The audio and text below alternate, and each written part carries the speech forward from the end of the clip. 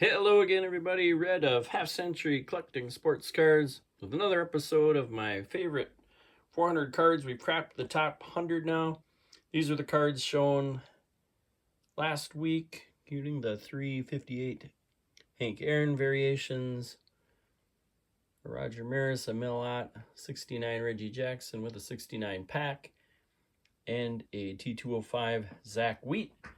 Today we're going to start out with a 1941 play ball, and this is a picture Lefty Grove from the New York Yankees.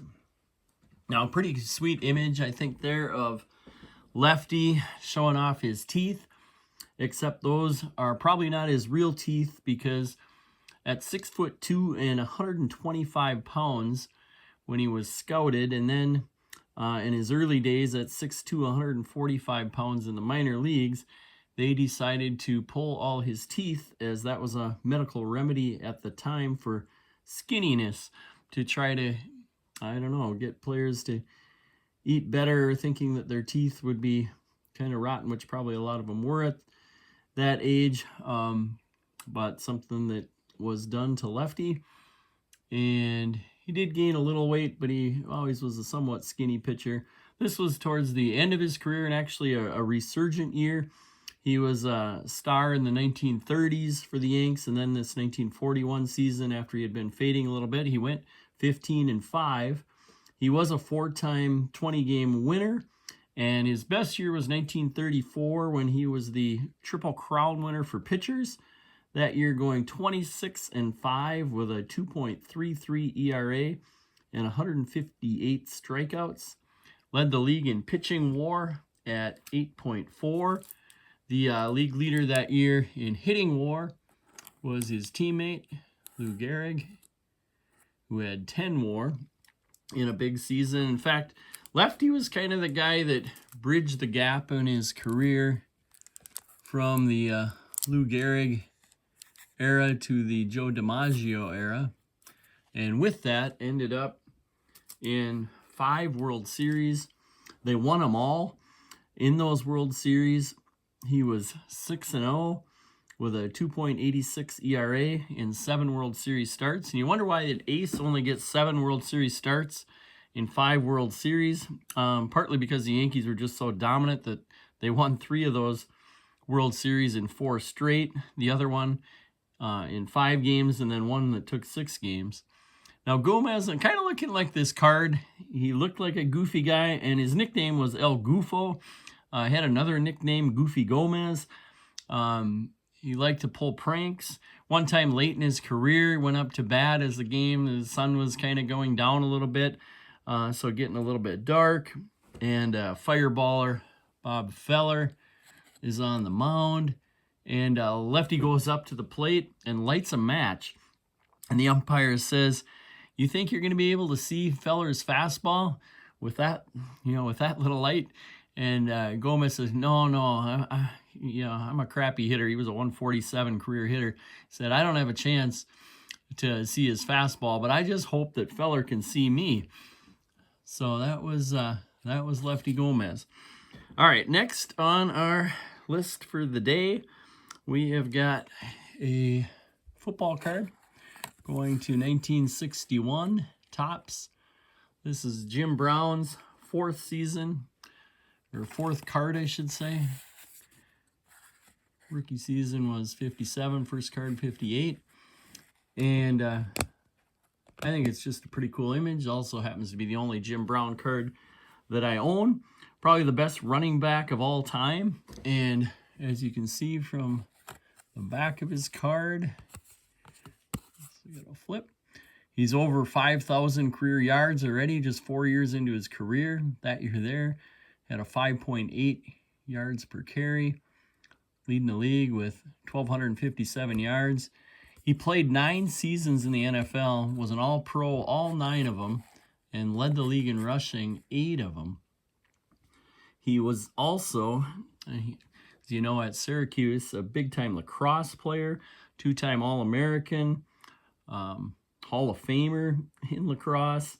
And in fact, now the winner of the MVP of the American Premier Lacrosse League gets the Jim Brown Award. He also was a good basketball player at Syracuse. His sophomore year averaged 15 points a game, and he was a great track star at Syracuse as well. In his junior year, he came in 5th in the nation in the decathlon. So as much as a diversified athlete as he was also pretty diversified in his life. He was a leader in the civil rights movement. He was a pretty big-time actor. I think they said he was in like over 50 movies. Had a bunch of leading roles back in the 1960s and 70s. They called him Hollywood's first black action hero, Jim Brown. And also he still is, and he just died a couple years ago, but he still is, even though he's been retired for almost 60 years, the only running back to average over 100 yards per game in his career. There's one guy who was close, Barry Sanders, another guy who retired kind of in his prime, as Jim Brown did. And Jim Brown said he retired early in his prime, and he learned that from another Cleveland Brown, Otto Graham, who retired early as well. And Brown said, you know, besides wanting to retire on top, he wanted to retire before he was kind of punch drunk, meaning getting a lot of hits in the head, kind of before they knew about CTE, but he knew what he was doing, trying to avoid getting dementia at an early age, and that is Jim Brown. All right, next on the list, we're going to go pan out a little bit here. Got a T206, and this is from 1909. Sweet Caporal cigarette card, and a pretty nice condition card of Hall of Famer Fred Clarke. Now, Clarke first came up with the Louisville Colonels in the 1890s, and then in 1900, from 1900 to 1911, was a star with the Pittsburgh Pirates. And not only was he a star player that whole time, he was also their manager. And this season, this 1909 season, put this up here, the little glare, he teamed with a couple other Hall of Famers. I'll show here, Honus Wagner and Vic Willis. Lots of glare there. But teamed with those two guys to defeat Ty Cobb's Detroit Tigers and bring home the Pirates' first world championship. So, and Fred was the left fielder and manager of that club. For his career, Fred had over 2,600 hits. He had 220 triples, which is still 7th all-time, 312 batting average, and 68 WAR. And so those numbers as a player, and then as a manager, he won over 1,600 games with a career .576 winning percentage. So Fred Clarke, seen on his T206.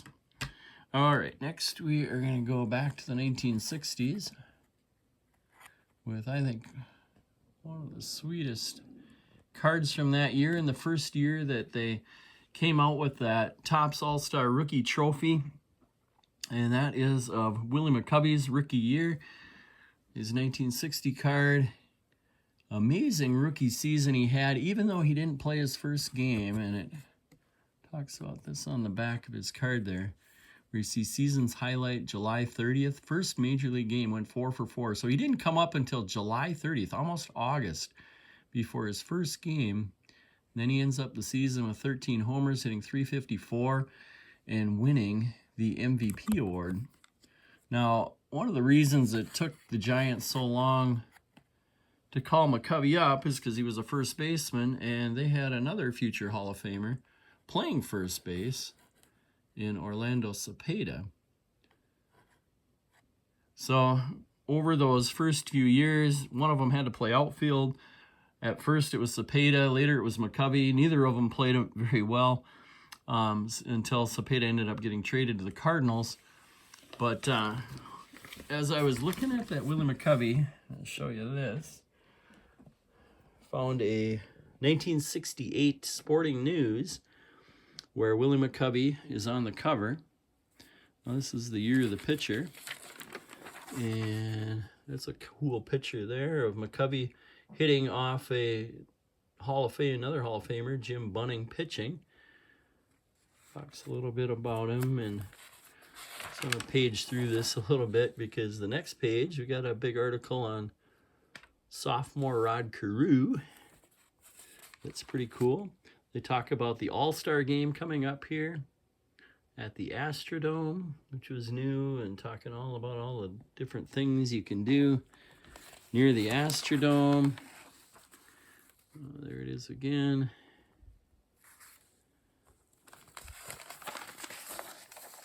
We got a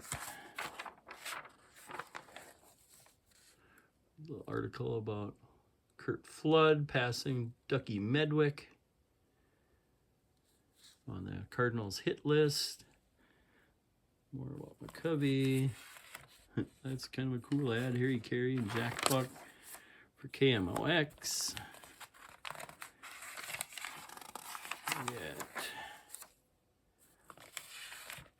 So here's the All-Star game, All-Star players for that year. The captains, Mickey Mantle and Willie Mays.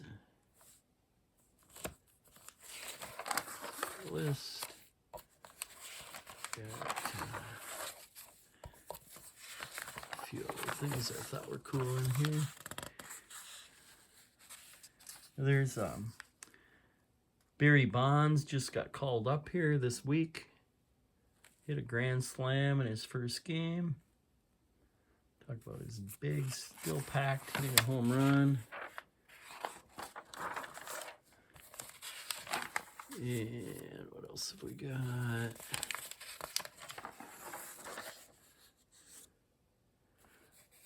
Got the year before the Mets are winning the whole thing. There's Cleon Jones. And then this I thought was a cool page about the All-Star game coming up, showing a bunch of the All-Stars. You got Rod Carew, Hank Aaron, Carl Yastrzemski, Curt Flood, Pete Rose, Brooks Robinson, Don Kessinger, Jerry Grody, Tommy Hills, Willie Horton, Jim Fregosi. All the players signing stuff in a Louisville Slugger ad. Got some box scores, and then this I thought was kind of cool. So this is getting up to the All-Star break. Here's your pitching leaders. You can see at the All-Star break, Louis Tiant with a 1.19 ERA. All those pitchers with ERAs in the ones. Where's Denny McClain? Is he on? Yeah, he's on there. You can see at that time he's 14-2 with a 2.05 ERA. It's here 130 games. Here's a little article about Bob Gibson. Wild pitch that broke his 5-game shutout streak. Scores. You got your batting average leaders. That's the year Carl Yastrzemski was the only guy ending up over 300. You can see even at the All-Star break, there were only 2 of them. Ken Harrelson. And yeah, there's another picture of Barry Bonds on his grand slam because he greeted by number 44, Willie McCovey there. And then here's our National League pitching leaders. Leading the league was Bob Gibson, 1.13, so a pretty consistent season as he ended up 1.12. Don Drysdale at the time is 1.21. You can see some of those Mets. You got a rookie there, and Jerry Koosman with a 1.86 ERA, and Tom Seaver right behind him, 1.90. And then if you look at the Mets themselves, besides Koosman and Seaver, there's a rookie, that little star next to the name is rookie status, and that is Nolan Ryan, who's got 109 strikeouts in 99 innings with a 2.55 ERA. There's your National League batting leaders. So this is 68. Now I was obviously too young. I was, 3 at the time. This is a cool picture. Willie Mays sliding in. Johnny Bench. trying to make the tag. That's pretty dang cool. That would have been a cool baseball card for either one of them. But I was 3 at this time. But as I got older in the early mid 70s, Sporting News was my weekly baseball Bible, where I would get all my stats from, look at box scores, look at all the leaders, all the teams, stats, and just a cool thing to have as a kid. All right, we're gonna get to our last card of the day. This one's getting a little long, and that is a card from the National Chicle Gum Company's Batter Up series. And these were cards, you can see 1934 to 1936 Batter Ups. And this is Hall of Famer Chick Hafey. Now you could argue that Hafey maybe wasn't the best qualified to be in the Hall of Fame, but did end up getting there. He was a player mostly for the St. Louis Cardinals and then the Cincinnati Reds. He did have the first ever hit in an All-Star game, that 1933 All-Star game where he batted cleanup.